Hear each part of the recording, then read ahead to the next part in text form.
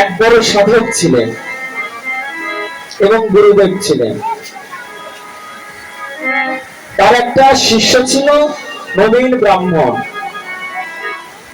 বলতেন যে প্রতিদিন মুষ্টি ভিক্ষা করে আনবি, এক মুষ্টি চাল ভিক্ষা করে আনবি। এই শিষ্য প্রতিদিন এক মুষ্টি চাল ভিক্ষা করে আনতো। একদিন এই রকম বৃষ্টি হচ্ছিল। এইরকম যখন বৃষ্টি হচ্ছিল তখন বাড়ি বাড়ি আর ঘুরতে পারে নাই।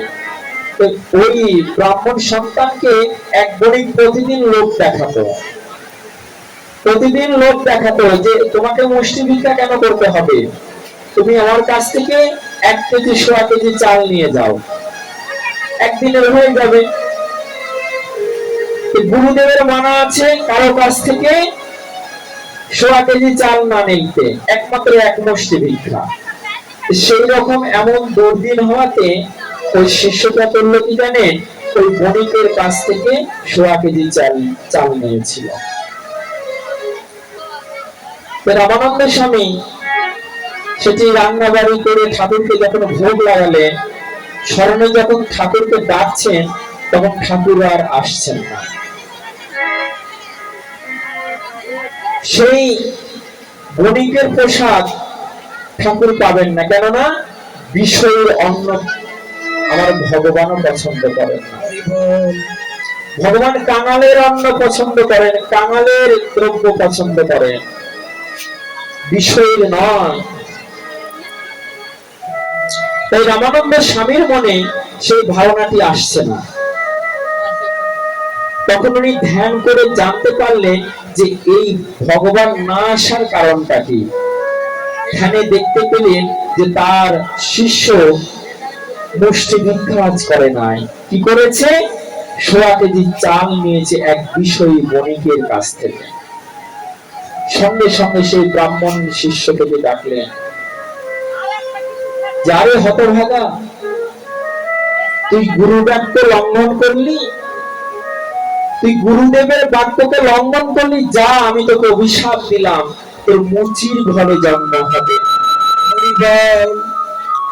আমি তোকে অভিশাপ দিলাম, তোর মুচির ঘরে জন্ম হবে।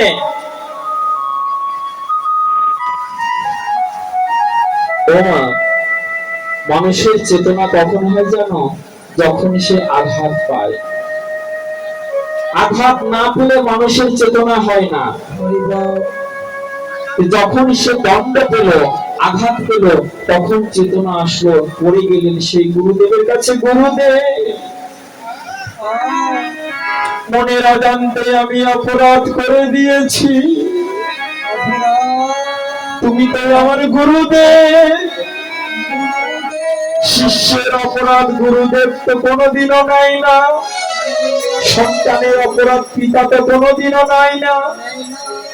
আমি ভুল করেছি, আমাকে ক্ষমা করো। শিষ্যের সেই করুণ প্রার্থনায় গুরুদেবের হৃদয় দ্রবিত হলো। গুরুদেব বলছেন যে আমার আশীর্বাদে তুই জাতিস্বর হবে এবং প্রথম দর্শন তুই আমাকে করবি এবং পরবর্তী জন্ম আমি তোর গুরুদেব হব। এবং ছোটবেলা থেকে এখন যেমন কৃষ্ণ ভজন করছিস, ওই যে জন্ম হবে সে জন্ম তুই কৃষ্ণ ভজনই করবি। তোর ভক্তিতে কোনো বিস্মৃত হবে না। পরবর্তীতে তার সন্ত দাসের ঐরসে পরমা দেবীর গর্ভে জন্ম হলো, নাম রাখা হলো রুইদাস। রুইদাস কত সনে জন্ম নিলেন না, 1770 খ্রিস্টাব্দে। 1770 খ্রিস্টাব্দে রুইদাস জন্ম নিলেন। আমি সালটা কেন বলছি একটু পরে আপনারা জানতে পারবেন, আপনারা সালটা একটু মনে রাখার চেষ্টা করবেন। রামানন্দ স্বামীর জন্ম কত সনে, কত খ্রিস্টাব্দে, 1760 খ্রিস্টাব্দে। আর রুইদাসের জন্ম 1370 খ্রিস্টাব্দে। ছোটবেলা থেকে রুইদাস এই যে গুরুদেবের তার আশীর্বাদ রয়েছে, জন্ম নেওয়ার পর থেকে চোখ আর খুলছেন না। পিতামাতা সকলে বলেছে আমার সন্তান বুঝি অন্ধ হয়ে জন্ম নিয়েছে, আমার সন্তান বুঝি অন্ধ হয়ে জন্ম নিয়েছে, সে তো কোনো আহার মুখে দেয় না, মা তার স্তন দিচ্ছেন তবু সে সন্তান গ্রহণ করছে না।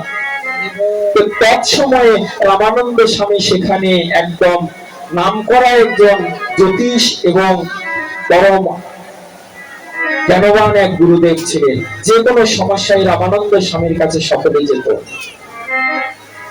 তাই পিতা সন্ত দাস সেই রামানন্দ স্বামীর কাছে দূর হইতে গিয়ে বলছেন, প্রভু আমার একটা সন্তান হয়েছে, সে এখনো চোখ মেলে না, মায়ের স্তন পান করে, বলছি আমার সন্তান আর বাঁচবে না, তুমি তো মহাপুরুষ, তুমি তো মহৎ, যদি কৃপা করে আমার সন্তানকে একটু কৃপা করে দিতে। কোথায় তোমার সন্তান? প্রভু আমার গৃহে আছে। আমি জানি আমার মতন মুচির গৃহে তুমি হয়তো যাবে না,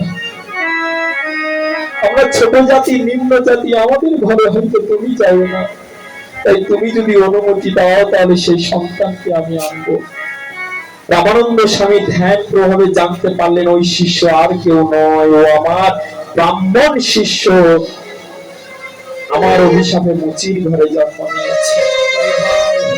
রামানন্দ তৎক্ষণাৎ বলছেন যে তোকে আনতে হবে না, আমি যাবো তোর ঘরে। ছুটে গেলেন সেই রুইদাসের ঘরে, যে রুইদাসকে মাথায় হস্ত দিয়ে বলছেন, কে কেমন আছিস?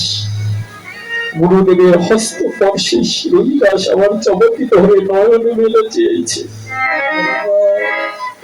নয়নে অশ্রু ধারা বিগলিত হয়ে যেন কেঁদে কেঁদে গুরুদেবকে বলছেন, গুরুদেব এতদিন পরে তোমার দর্শনে পেলাম,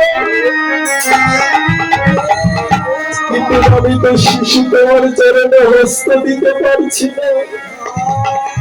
আমার মনে হয়েছে কি জানো, বলি আমি কত জন্মে জন্মের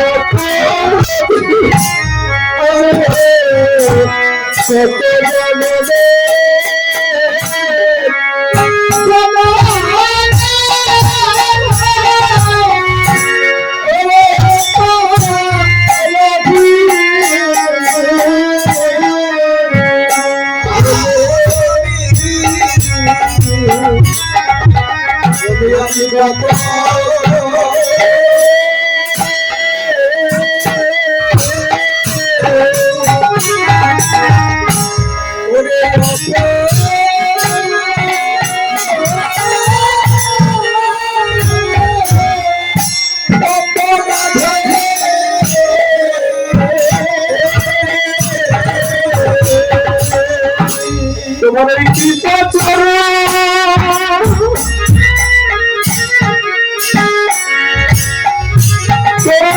ছুঁইতে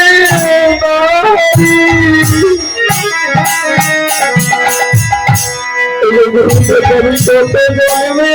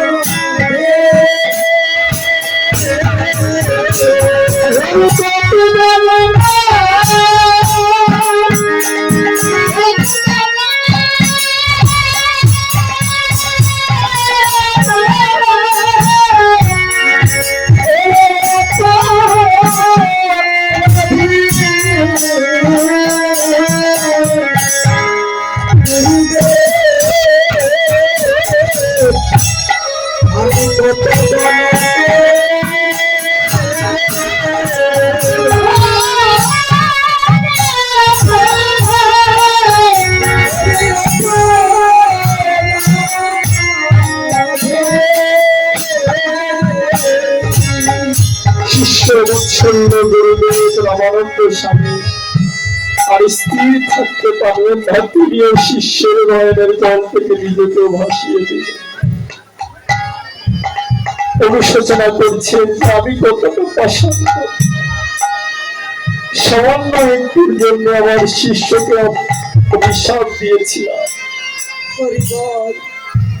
আমি অভিশাপ দিয়েছিলাম, এত বড় দণ্ড দিয়েছিলাম। তার মাথাতে হাত দিয়ে বলছে, শিষ্য, রাম তোমার মঙ্গল করবে। কেননা রামানন্দ স্বামী রাম ভক্ত ছিলেন, রাম নাম সাথে, রাম যেন তোমাকে কৃপা করে। এই বলে রামানন্দ স্বামী চলে গেলেন। শশীকলার নাই রুই দাস বাড়তে লাগলো, কিন্তু পূর্বের স্বভাব সে আর ছাড়তে পারে না। ছোটবেলায় থেকে ব্রাহ্মণের মতন আচার আচরণ, মূর্তি বানাতো, পূজা করত, পূজা খেলা খেলতো, পূজা খেলা খেলতো। এটা নিয়ে উচ্চ বর্ণের সমাজের রুই দাসকে ধিক্কার দিত, মুচির ছেলে, নিম্ন জাতি, তোদের কোনো অধিকার নাই মূর্তি সেবা করা, কেন করছিস, তোদের অকল্যাণ হবে, পাপ হবে। রুই দাস বলতে, আমি জানি হয়তো আমার ভগবান পাপ দেবে, কিন্তু আমি তো ছাড়তে পারি না, আমি তো ছাড়তে পারি না সেবা, বিগ্রহ সেবা ছাড়া আমি থাকতে পারি না। ধীরে ধীরে বড় হয়ে গেলেন, বাবার কাছে আবদার করলেন। 8 বছর বয়সে, বাবা সকলের তো পৈতা হয়, দেখি পৈতা হয়, আমার কি পৈতা হবে না? বাবা সত্যদাস বলছেন, না রে বেটা, আমরা ছোট বর্ণ, আমাদের কোনো পৈতা হয় না। তুমি জেদ ধরলেন, বাবা আমি পৈতা নিবই। তৎক্ষণাৎ উনি রামানন্দ স্বামীর কাছে গিয়ে সম্পূর্ণ বলছেন। তো রামানন্দ স্বামী বলছেন যে আমি তাকে পৈতা দিব, আমি তাকে পৈতা দিব। তাকে নিয়ে এসে রামানন্দ স্বামী পৈতা দিলেন, উপনয়ন করলেন। এরপর থেকে সেই রুই দাসের জীবন নতুন ভাবে চলতে শুরু করলো। তিনি রাম মূর্তি প্রতিষ্ঠা করে রামের সেবা করতে লাগলেন, সকলকে বলতে লাগলেন রাম নাম সাথে। তিনি করতেন কি, জুতো সেলাই করতেন, প্রতিদিন জুতো তৈরি করতেন। একটি জুতো বিক্রি করে নিজের সংসার পরিচালনা করতেন, আর আরেকটি জুতো বিক্রি করে বৈষ্ণবের সেবায় লাগাতেন। আর যদি কোন সাধুগুরু বৈষ্ণবের সেই জুতো পেতেন, তাহলে বিনা টাকায় সেটি সেলাই করে দিতেন। এইভাবে তার জীবন চলতে লাগলো। এদিকে ভগবান রামচন্দ্র আসলেন সেই রুই দাসকে পরীক্ষা করার জন্য। সেই রুই দাসকে পরীক্ষা করার জন্য রাম এক ছদ্মবেশ ধারণ করে এসে বলছে যে, রুই দাস, এই বাটালিটা নাও, এটা সোনার বাটালি, এটা বিক্রি করে তুমি অনেক টাকা পাবে, এটা বিক্রি করে তুমি অনেক টাকা পাবে। রুই দাস সেদিন কি বলেছিল যে, প্রভু এগুলো অত্যাচার তুমি কেন করছো? আমার চাই না সেই অর্থ, চাই না সেই বিষয় বাসনা, আমি তো আমার রাম ছাড়া আমি কিছু চাই।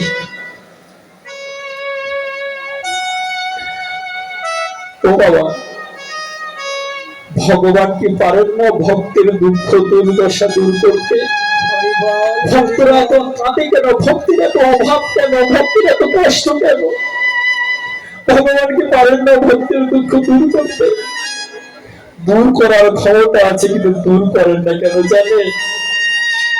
ভগবান ভক্তের চোখের জল ঘুচিয়ে দেন না, মুছিয়ে দেন।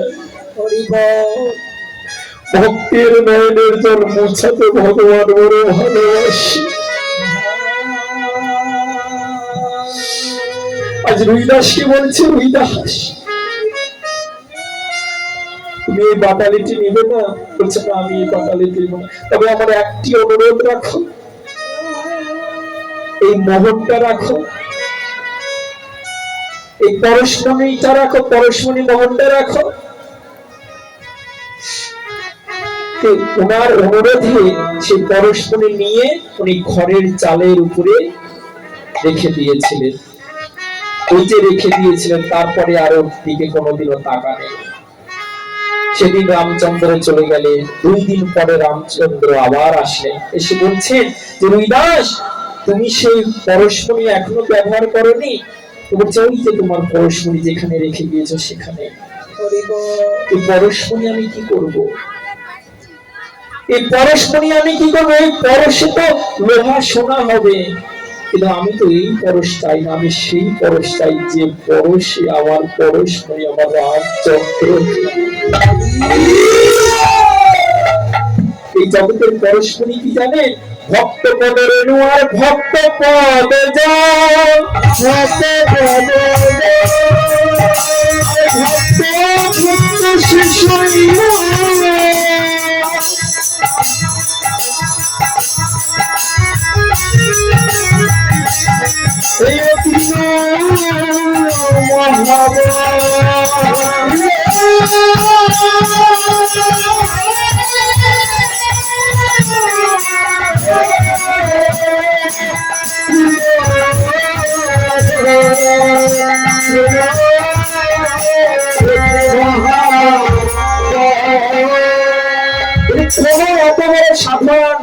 যে ভগবানকে মিলিয়ে দিতে পারে। একটি দ্রব্য রয়েছে, সেটা ভক্ত পদরেণু আর ভক্ত পদজল আর ভক্ত ভক্ত শেষ। এই 3টি বস্তু যারা নিষ্ঠার সহিত গ্রহণ করতে পারবে, বলেছে যে ভগবান তৎক্ষণাৎ তাদের দর্শন দিবে, দিবেই দিবে। সেদিন রামচন্দ্র এসে বলছেন ওই পরশমণি ব্যবহার করনি? রুইদাস বলছেন যে প্রভু শোনো, তুমি যে পরশমণি দিয়েছিলে সে পরশমণি তুমি নিয়ে যাও, আমি চাই না সে পরশমণি। সেদিন রামচন্দ্র রুইদাসকে বলছে যে রুইদাস, তুমি যখন পরশমণি নেবে না, তখন আমার একটি অনুরোধ রাখো, কি যে তুমি যে বিগ্রহ সেবা করো, রামচন্দ্রের সেবা করো, প্রতিদিন সেই রামচন্দ্রের বিগ্রহ থেকে 5টি করে মোহর বের হবে, ওই মোহরটা তুমি সেবায় লাগিও। ঠিক আছে, আমি তোমার এই অনুরোধটি রাখবো। প্রতিদিন সেই 5টি মোহর উনি বের করে করলেছে, এগুলো অর্থ কি করব? এগুলো জমা রাখবো, জমা রেখে আমি রাম মন্দির তৈরি করব, আমি রাম মন্দির তৈরি করবো। বাবা দেখো, আমরা অর্থ যোগাই কেন? নিজের ব্যাংক ব্যালেন্স তৈরি করি, নিজের ঘর প্রাসাদ তৈরি করি, অট্টালিকা তৈরি করি, ঘরের ভিতরে টাইলস লাগাই, এসি লাগাই, কিন্তু ভক্ত অর্থ কেন জোগাড় করে জানো? ভগবানের মন্দির তৈরি করবে, ভগবানের মন্দির তৈরি করবে বলে রুইদাস শিক্ষা দিচ্ছেন। দেখুন, অর্থ কেন জোগাতে হয়, কেন সঞ্চয় করতে হয়।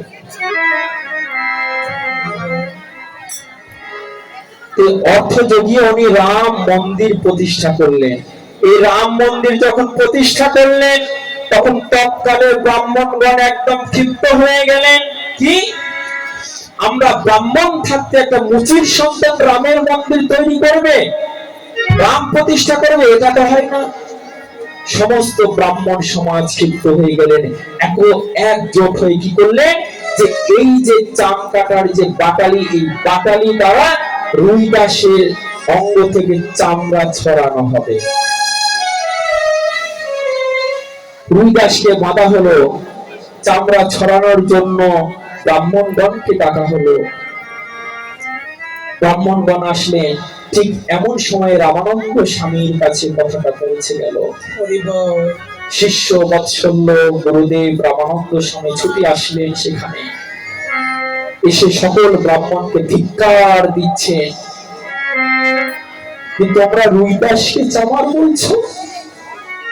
সে তো মরা পশুর চামড়া খুলে কেন তোমাদের ব্রাহ্মণেদের পায়ের পাদুকা তৈরি করবে বলে, আর তোমরা আমার রুইদাসের চামড়া খুলছো, তার প্রকৃত চামার কে? ওই রুইদাস না তোমরা মানুষের চামড়া খুলতে যাচ্ছ? সেদিন তিনি নিজের পরিচয় দিলেন, এই রুইদাস অন্য কেউ নয়, আমার সেই ব্রাহ্মণ সন্তান, আমি অভিশাপ দিয়েছিলাম। এই হচ্ছে রুইদাসের জীবনী। এখন আমার প্রশ্ন, ও বাবা সকলে মন দিয়ে শুনবেন, এখন প্রশ্ন, আমি প্রথমে সনের কথা উল্লেখ করছি, খ্রিস্টাব্দের কথা কি, যে রামানন্দ স্বামী জন্ম নিয়েছিলেন 1360 খ্রিস্টাব্দে, রুইদাস জন্ম নিয়েছিলেন তখন 1370 খ্রিস্টাব্দে, আর কৃষ্ণ জন্ম নিয়েছিলেন তখন 3228 খ্রিস্টাব্দে। কৃষ্ণ জন্ম নিয়েছিলেন তখন 3228 খ্রিস্টাব্দে। তাহলে এই কৃষ্ণ জন্ম থেকে রুইদাসের জন্মের কত ডিফারেন্স, কত পার্থক্য হচ্ছে 4600। হিসাব করলে দেখা যায় 4500 থেকে 600 পার্থক্য রয়েছে, তাই কি না? কি বাবা, তাই কি না? তাই হচ্ছে না? ভগবান শ্রীকৃষ্ণ যদি 3228 খ্রিস্টাব্দে জন্ম হয়, আর রুইদাসের জন্ম যদি 1370 খ্রিস্টাব্দে হয়, তাহলে দুজনের বয়সের তারতম্য কত হবে? 4500 থেকে 600। এখন প্রশ্ন, তাহলে যে ধরা হয় যে রুইদাস নাকি বৈষ্ণব সেবায়, দ্রৌপদী নাকি রুইদাসকে বৈষ্ণব সেবা দিয়েছিল, পঞ্চ পাণ্ডব নাকি রুইদাসকে বৈষ্ণব সেবা দিয়েছিল, অনেক কীর্তনিয়া, অনেক লীলায় দেখা যায় যে রুইদাসের বৈষ্ণব সেবা। তাই শোনেন না আপনারা? কি গো বাবা, শোনেন না যে রুইদাসের বৈষ্ণব সেবা কি, দ্রৌপদী সেবা দিয়েছিল, পঞ্চ পাণ্ডব সেবা দিয়েছিল। একবার তাহলে হিসাব করুন তো, যে এই 4600 বছর পরে আগে রুইদাস কেমন করে দ্রৌপদীর ঘরে গিয়ে সেবা করবে? কেমন করে দ্রৌপদীর ঘরে গিয়ে সেবা করবে? আর পঞ্চ পাণ্ডবের জীবনী মহাভারতের সমস্ত রীতিমতো উল্লেখ রয়েছে। পঞ্চ পাণ্ডবের জন্ম থেকে স্বর্গ আহরণ পর্যন্ত সমস্ত মহাভারতে উল্লেখ রয়েছে। যা আছে ভারতে তা আছে মহাভারতে। মহাভারতে কোথাও কি উল্লেখ করাতে পারবেন, প্রমাণ দেখাতে পারবেন যে রুইদাসকে কোনদিন দ্রৌপদী সেবা দিয়েছিল? কেননা সেই সময় রুইদাস তো ছিলই না। রুইদাস তো এই মহাপ্রভু আসার কিছু আগে তার জন্ম হয়েছে। মহাপ্রভু জন্ম হয়েছে 1486 খ্রিস্টাব্দে। এই সময় রুইদাসের জন্ম হয়েছিল, সঙ্গ হয়েছিল, কিন্তু দর্শন হয়নি, সঙ্গ হয়নি, এমনটা কোন শাস্ত্রে এখনো উল্লেখ প্রমাণ পাওয়া যায় না যে মহাপ্রভুর সঙ্গে রুইদাসের সঙ্গ হয়েছিল, কিন্তু সেই সময় রুইদাসের জন্ম হয়েছিল, এটি প্রমাণ পাওয়া যায়। তাহলে এখন বলুন, যে লীলাটি যে কীর্তনিয়া কীর্তন করে দ্রৌপদী নাকি রুইদাসকে সেবা দিয়েছিল, তাহলে কতটা ভাষা মিথ্যা কথা, কতটা মিথ্যা কথা। তাই আমি এই কীর্তন আসরে, আমার কথাগুলোর ইউটিউব চ্যানেল শুনবে, আমি কীর্তন আসরে দাঁড়িয়ে থেকে গোটা বিশ্ববাসীকে আমি প্রশ্ন করব, যদি এই বয়সের তারতম্য হয়, তাহলে দ্রৌপদী কেমন করে রুইদাসকে সেবা দিলে? এটা আমার প্রশ্ন থাকলো।